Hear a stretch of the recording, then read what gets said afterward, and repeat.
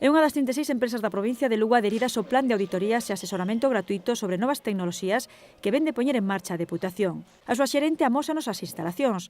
É o xeito convencional de facelo, pero os tempos cambian e moitos clientes asómanse doutro xeito. Todos los clientes quieren tener una idea del producto que se van a encontrar cuando van a llegar al hotel. E que para adaptarse aos tempos as novas tecnoloxías son vitais.